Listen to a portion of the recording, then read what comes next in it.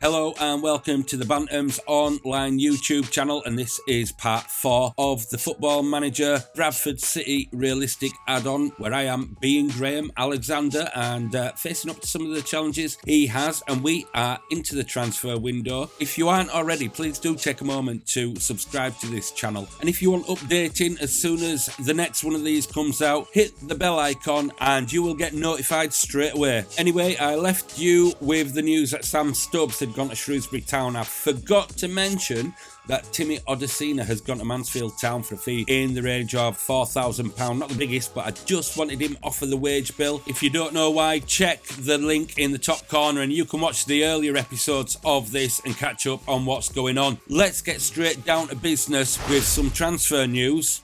Tyreek Wright has joined Bradford City on loan until the end of the season, and these are the details of his contract. He's joined Bradford City. He's going to be getting £4,500 per week and a monthly paying fee of £2,000 used and £2,000 unused. So it's taking up a fair whack of the transfer budget, is that. But remember when I did say that I was going to use that to be able to have a bit of muscle with Ryan Sparks? Well, I'm going to put my foot down now to look at the whole situation with Jake Young, because we've got matches coming up and I need a striker because Andy Cook isn't doing right much at the moment, and we've already got a great player in Jake Young, so it would be foolish not to use him, really. So that is what I'm going to look at next. Jack Hinchy, the young centre midfielder with Brighton and Hove Albion of the Premier League, has joined Bradford City on a loan until the end of the season. I'm needing extra bodies in the centre of midfield, and he's young, and with a bit of luck, maybe we could persuade him to join Bradford City next season on a permanent deal, because his deal is running out with Brighton, and that's part of the thinking. And young prospect Jermaine Francis has joined Bradford City from National League South Chelmsford. He's a player that is one for the future. He's only signed for £300 and odd a week, so it's not much of a gamble. And you've got to bear in mind, I don't have much to spend at this moment in time, so getting players like this with an eye on the future is well worth doing, but it's also partly enforced by that budget I've got. Gillingham have put in an offer for Emmanuel Osadebe. It's no fee, but it'll do me. It gets him off the wage bill, so I'm going to be accepting that. And an absolutely derisory offer for Brad Halliday, who I don't want to sell anyway, put in, so I'm going to reject that. Salford have now made an offer on Zach Orr, who I'm after signing. Now it's decision time. Jake Young is set to sign for Derby County. Subject to conditions, it might be eventually rising to $675,000. The board have agreed that I'll get a paltry $145k of that deal. You know something? Time to pull in that favour, I think. Jake Young is staying. That is that. So Jake Young is staying at Bradford City. And Newport County have made an offer for Verdane Oliver, but they want a selling team wage contribution, so I'm going to have to reject that. Got a bit of drama. The team are not happy with the fact that I haven't got a backup goalkeeper. Well, I've just replaced one goalkeeper, but don't worry, I'm going to try and fix it, so that'll put everything right. Let's not worry. Good. Next job, find a keeper. And just a quick look at the transfer budget as it stands. £86,000 is what we can afford in transfer fees. We're currently spending £70,175 out of £71,220, so we badly need to get some players out of the door so we can do a bit of business. Otherwise, all we're going to be able to afford is Theo Robinson. A look at some of our highest earners: Tompkinson and Tyreek Wright, and then Cook, Jamie Walker, Verdane Oliver, Alex Patterson, Kevin McDonald, Alex Gilliard.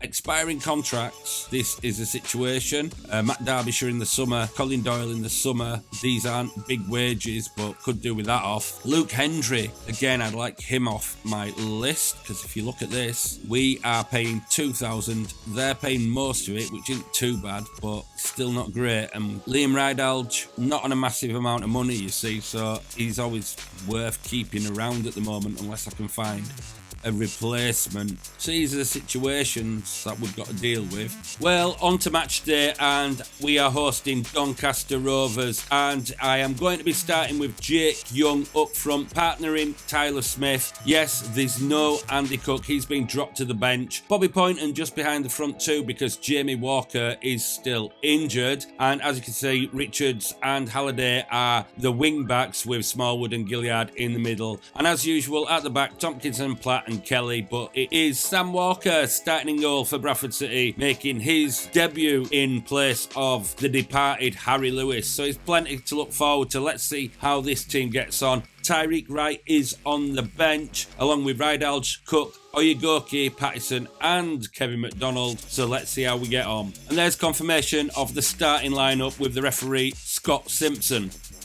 And a look at the league table, Doncaster Rovers are in 5th position with Bradford City in 13th on 38 points. 5 points separating the teams, and it's Doncaster who get the game underway. Not much to report in the early opening minutes except a yellow card for Brad Halliday, followed by one for captain Richie Smallwood. But here Poynton has the ball and he's put the cross in, but a weak one, and that goes safely into the hands of the goalkeeper. And now it is Doncaster with nearly 25 minutes gone, and that shot from Roberts just goes over the bar.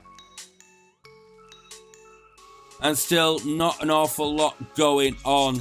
A tight game so far. Smallwood on that yellow card, living a bit dangerously in the middle. He's going to have to behave himself. Young gets put through by Bobby Poynton, and that's a shot off the bar, and that was close on his return. But 0-0 at half-time, and just a matter of keeping the team focused and doing what they're doing.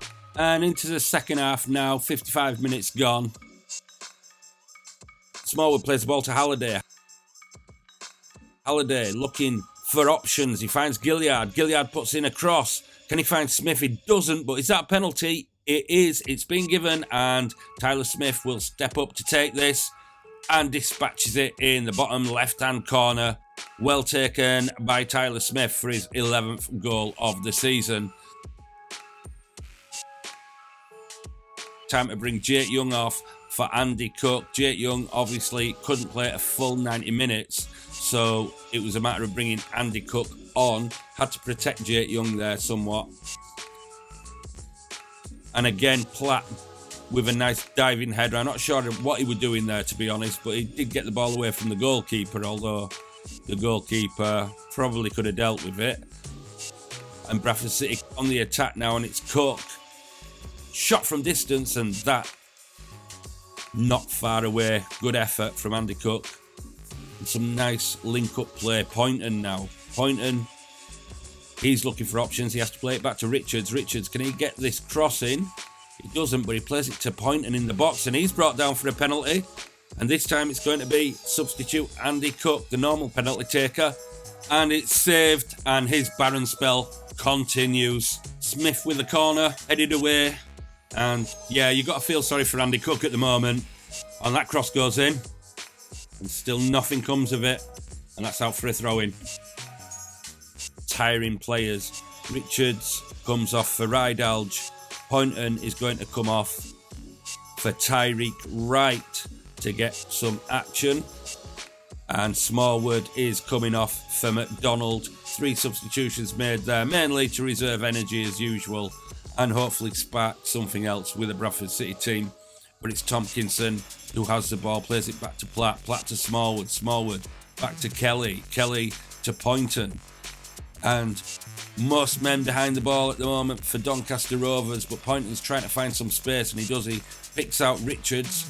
Richards crosses it into Cook. Can Cook get there? He does, but it's a harmless one at their goalkeeper, Lawler, and all the substitutes can now come on. Tyreek Wright shoots. Oh, wide. Nearly made an instant impact there. Rydalge now looking to pick out a player in the box. Is he going to shoot himself? He doesn't, and he takes too long, and that ball's cleared. But Kelly gets it back, who plays it to Rydalge, to Gilliard, who'll shoot, and that's well saved by the goalkeeper. Still 1-0 in injury time. Smith with the corner, headed away to safety, and that's going to go out harmlessly for a throw-in. and time really now ticking down, and it's Bradford City who have another corner.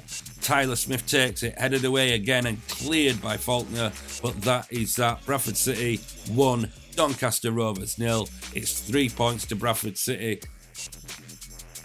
Good performances with Walker in goal and the back three, not to mention Alex Gilliard and Tyler Smith. So all round very impressive. Jonathan Tompkinson, the man of the match.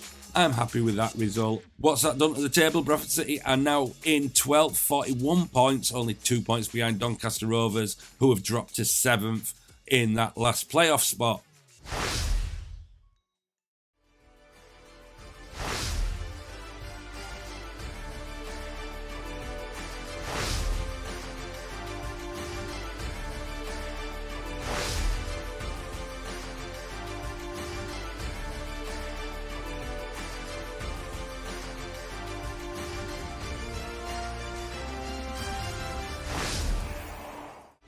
Could Brad Halliday be off to Wrexham? They've put in an improved offer for him, and so have Notts County. Stephen Corker is due at Valley Parade for talks in the next couple of hours. And could the 2-year nightmare stay at Fratton Park be coming to an end for Denver Hume? It's 8 a.m. and already a busy start to the day, with James Carragher negotiating a contract at the moment with Bradford City. And as mentioned in the intro, Bradford City could be in for Denver Hume. It's known that Bradford City are looking for a left wing back, and he's wanting to leave Fratton Park. And an offer has been accepted on Verdane Oliver from Newport County. It's understood there won't be any selling club wage contribution in this deal. In other news, Liam Rydalge and Harry Chapman could be on their way out of Valley Parade by the end of today. And the Bantams could be making another raid on Brighton, this time for left wing back Imari Samuels, a young player in the under-21 squad. The idea behind that is, if you're going to look anywhere for young players, you want to look at a club with an excellent recruitment record, and Brighton is exactly that team. But we'll just see what materialises over the course of the day. And a bit more on Harry Chapman. It's Northampton Town who are interested in taking him on loan. He's been slightly out of favour due to the fact there's only one position that can be filled behind the front two, and there's a lot of competition for that place. And Jamie Walker, of course, will be coming back from injury soon. A bit more on Denver Hume. He is somebody I've made an offer for. He is my replacement at left back that I'm looking at. Left wing back, can play left defence or left wing back. With his contract expiring in the summer, I can get him cheap, but obviously it won't be free. So I'll be paying about $5,000 for him by the looks of it, and see if I can get him for a reasonable amount of weekly wage, because a big focus is on getting players into those positions that I need them and having better quality. But at the same time, I've got to watch this wage bill, and these are all things I'm taking into consideration while doing these deals. Just looking at Luke Young, he's been released by Wrexham. Now, he's not a player that I necessarily am going to be playing regularly or want long term, but he might be somebody that I could bring in on a short term deal, and he will provide cover and also help me rest players from time to time. He's about the right rating by the looks of it, but he's not a long term signing because he is 30 and I want to bring in some younger players. So Luke Young is somebody that I'm monitoring.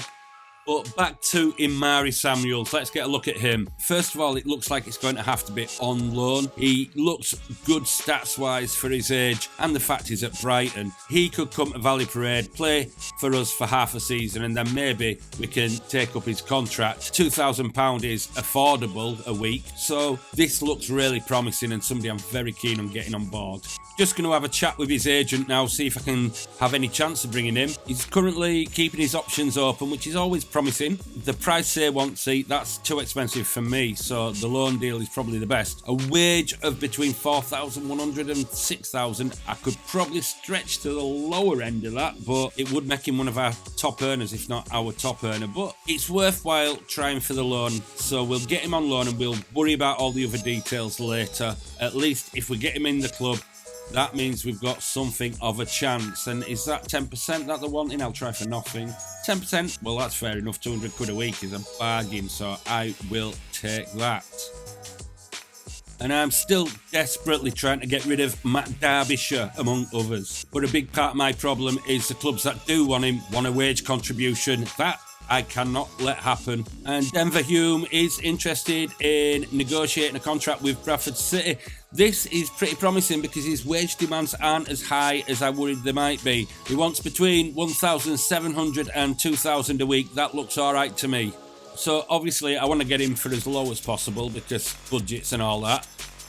So we'll start at 1,400 a week and take it from there. He wants a high wage promotion wage rise. Now I like to talk them down, and I want to take his signing on fee down as well. Yeah, not happy.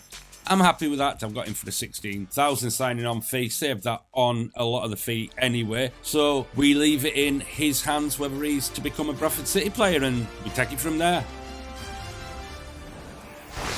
And dramatic news coming out of Valley Parade. The James Carragher deal is off. It's a hard decision to make because he is a centre-back, but I've got my eyes on Stephen Colker and other players at the moment, and I don't think it's good to commit to this one just yet. It was a loan deal. Maybe I'm looking for something a bit more permanent, especially with the loans I've got planned coming through the door. Fullback Denver Hume has joined from Portsmouth. That deal can now be confirmed. A fee of £5,000, and the contract is a 2.5-year deal, which will see Denver Hume, a Bradford City player, until the summer of 2026 at least. So onto the deal with Stephen Colker. Now I'm looking at this. His age is 32 years old, so a maximum of a 2-year contract is what I could give him. But ideally, I just want him till the end of the season to see me through. I'm not sure about him. He's obviously a good player, but I've just got reservations about signing him. It would make him our best defender, but would 2 years be too long for him? It all depends on his wages, really, and what he's demanding. I really don't want to be paying him more than necessary, and that estimated wage is really high for what I'd like to be paying him. If I can get him 1,500 to 2,000, that'd be perfect. I'd do a 2-year deal. Any more than that, and I'm really just looking at a 1-year deal for him, or 1.5-year deal as it stands. Yeah, this is going to be tricky. I really do want to sign him though, because he'll be perfect for the centre-backs for my back three, and I need extra bodies in that area. So I'll have a chat with his agent and see what he's wanting, and here you can see he'd want a wage between 1.6k per week and 2.2, which is pretty reasonable. That's within what I'm looking at as well, but he wants to be appointed vice captain now. I'm not sure I can do that. I'm happy with my options of Alex Gilliard and of course Brad Halliday as a possible vice captain as well ahead of that. They're my longer term players, so I don't think it'd be fair to give him the vice captainship when Alex Gilliard is doing such a good job at the club as it is. So I'm going to have to tell him to scale that back, because I just cannot go along with that. How long's he wanting to stay at the club for? He wants to stay until 2026. Now that is way too long. That's a 2.5-year deal. I can't be doing that. It's got to be a 1.5-year deal. That's another thing. I'm wanting to get younger players in there, and I don't know whether it'll be worthwhile still having them around on the wage bill for 2.5 years. I don't want to get stuck in that cycle. But other than that, the wage demands look reasonable to me. On the hunt for a keeper, Luca Ashby-Hammond has knocked us back. Now with Callum Kavanagh, obviously Bradford City have just signed him for an undisclosed fee. I'll see what I can do about it, because I might see if I can get him in myself. Might as well keep up with a bit of realism and just see what the cost of this would entail. Wanting quite a bit there, but I could probably afford that. But Middlesbrough are asking way too much for him, so I might be able to get him at the end of the season. No, maybe next season. Well, we'll see. Looks like I'm going to have to try a loan deal instead and take it from there, and maybe we can get him permanently at the end of the season. Since a lot of Bradford City fans have been talking about Matt Stevens today, I thought I'd have a cheeky little bid for him and see if I could afford him. I have put a bid in for him, but I'm still not 100% whether he's my first choice to come to Bradford City. I'll see what materialises, but getting a bid in is important. I'm not too keen on any sell-on percentages either, but we'll see what happens and we'll move on to the next one. Okay, a bit of breaking news here. Verdane Oliver is set to sign for Newport County, and that gets him off of our wage bill. That is very important. Deal done. And another done deal. Imari Samuels has signed from Brighton until the end of the season on loan. He'll be another left wing back, so that's an excellent little bit of business done there.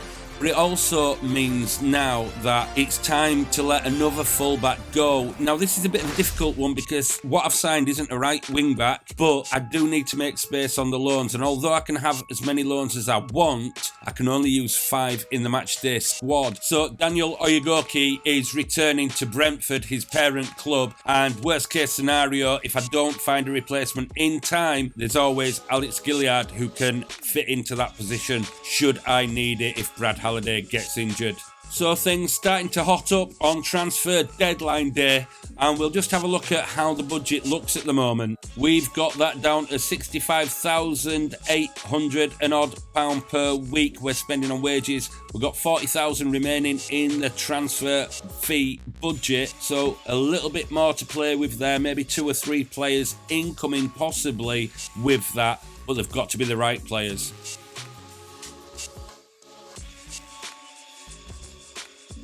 Still looking for a right wing back or a right back. Lewis Cass looks like a good option. £850 is or £1,200 per week. If I can get that under £1,000 per week, that wouldn't be too bad. But he looks quite promising. He's out of contract in the summer. Question is, what would Port Vale sell him to me for? I don't know, but his stats, to be fair, aren't too shabby. Comparing him, obviously, to Brad Halliday, who is going to be back up for him to begin with. It's whether he's got room to be able to develop, and he looks very promising here. So he's somebody that I might look into getting if I can from Port Vale. A familiar face here in Bryce Hosanna. He is an option, but he's very risky with his injuries, and also he seems to want too much in terms of what he'd be paid, so I don't think that's going to happen. Maybe might revisit that later on, we'll see. James Brown of St Johnstone is another option. Contract expires in the summer. I'll be talking to his agent on that and seeing how things get on. It's no go with Cheltenham Town's Liam Smith. And negotiations with Stephen Colker have broken down. Just too much distance between what we wanted. The main sticking point was over that contract length. He wanted a 2.5-year deal on his terms of 2,400, something like that. I wasn't willing to do it at that price. I wasn't happy with offering a 2.5-year deal to him in the first place. So that deal is off. And here we go, we've managed to get Callum Kavanagh, because I actually think it might be a really good signing that City have made there. And if we can get him later on down the line, that would be excellent. But look at that for a bargain. In comes Callum Kavanagh on loan from Middlesbrough. And as you'll see here, offer after offer after offer being knocked back for players that I'm wanting. In my defence, I haven't got much money to play with. This is a long shot. I don't think it's going to happen, but I've had my offer accepted, so I'm just going to give him what he wants here. He looks like a cracking target. I'm going to look at 4k a week. He's going to be what it needs to be. So Alfie Gilchrist wants to be a star player. I'm going to say that I'm going to allow him a few promises, treat the club as a stepping stone, obviously. 2.5-year deal. That is a lot of money he's asking there, and we've got a lot of clauses on here. 50 grand signing on fee. I'm not even sure that'll get through the budget, to be fair. 5,000 per week. Oh, this is getting excruciating. I don't think we can afford it, but we're going to just go with it. That is it. I'm biting the bullet. Oh, dear me. Alfie Gilchrist, if he arrives, that'll be a brilliant deal. Well, in fact, I'm not even 100%. I should be doing it. We went in for Ethan Pye with an offer of £75,000 being accepted, but bearing in mind he's going to be free in the summer, I wasn't really happy to pay that. This looked like the ideal solution. A good player, Brendan Galloway, a centre-back who can also play full-back. He looks just right, so I really went out on a limb to try and get hold of him here by making an offer, but it was rejected by Plymouth. Not enough there. I'll wait till the summer to see about him. Another is a goalkeeper, Archie Mayer. I made an offer of £27,000 for him. And Matt Macy is another that I also put in an offer for. Matt Macy I got down to discussing terms with him and things look quite promising there. So I'm still waiting on that one. And unfortunately, talks broke down with Liam Moore as well, so he won't be joining Bradford City. Just a quick update on the Alfie Gilchrist offer. I've decided to pull out of that one now. It's just too risky, too much money, and I really cannot afford it in reality. So I've got to let that slide, I'm afraid. And besides, he'll probably choose one of the other clubs anyway.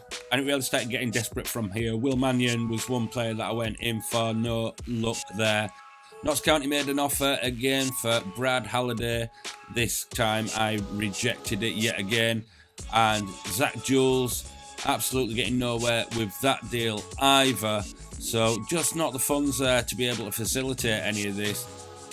And with only a few hours remaining, things were starting to get a bit desperate, as I'm looking for what is basically just strength in depth, you know, a bit of backup for the centre-backs and right-back. And this was leading me into territory that I wasn't comfortable with, because I'm not feeling like I'm going to sign the best players for the squad long term. The time were ticking down, things not looking good at all. Outgoings that were terrible. This example with Clark Adore, no team finding him viable. Hartlepool and Cheltenham feel his wage demands are too high, and that's a common reoccurring problem. Yet again, players at Bradford City have been brought in on wages way in excess of what they're worth in reality, which means if they don't succeed at Bradford City, other clubs that are lower down the pyramid, or even some that are higher, cannot afford to take on the same wages that they're getting at Bradford City, so the player is naturally going to reject a move. Well, that is that. The transfer window is now closed, and we'll just have a look at what has gone on over January. Obviously, just the 3 signings on transfer deadline day. One permanent with Denver Hume coming from Portsmouth. He'll be a left-back. Another left-back is Imari Samuels from Brighton. And, of course, Callum Kavanagh comes in on loan from Middlesbrough. We'll see how we get on with him and whether we can look to sign him in the summer. But it all started on the 13th of January when I brought in Sam Walker, the goalkeeper, on a free transfer as a potential replacement for the outgoing Harry Lewis. And then I had Tyreek Wright suggested to me by Ryan Sparks and Stephen Gent. So we brought him in on loan, and he cost a lot of money for his loan. I wonder how much he's costing in real life. And then on the 21st, I did manage to get the central midfielder Jack Hinchy from Brighton. That, I think, is going to be a very important capture, just to give me depth to the centre of midfield, if nothing else. But hopefully he'll do really well, and we could look at the future of him in the summer as well. Other than that, because of the nature of the January window and not all the players that you'd want being available, and fees being wanted off of some players who become free in the summer, it hasn't been an ideal situation for getting deals over the line. So most of it have been loan deals, and I'll just have to have a look and see how things go from there. Again,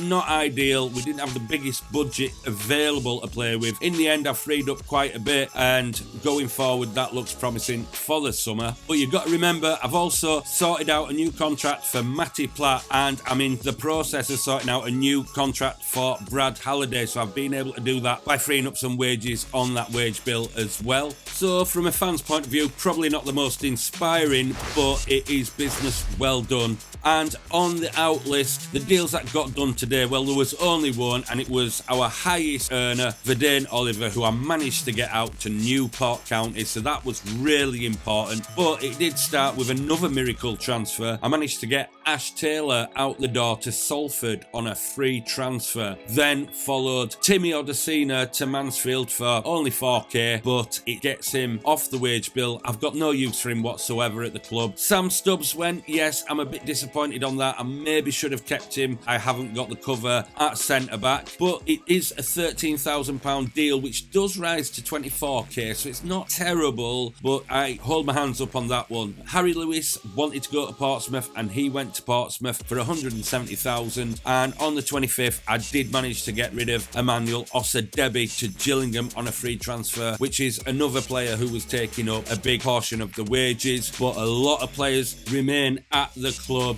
Matt Derbyshire's one. Clackador is one I'd like to have got rid of. Adam Wilson had I'd like to see go out on loan, but that didn't happen. Ryan East, I haven't managed to shift him either, even though he went to Rochdale in real life. There were no movement with Harry Chapman, so he'll be staying at Bradford City. Biggest problem was probably trying to get other clubs to take on the wages that were being paid at Bradford City, which is not my fault, but I can only blame that on the poor recruitment and high wages paid by Mark Hughes, my predecessor.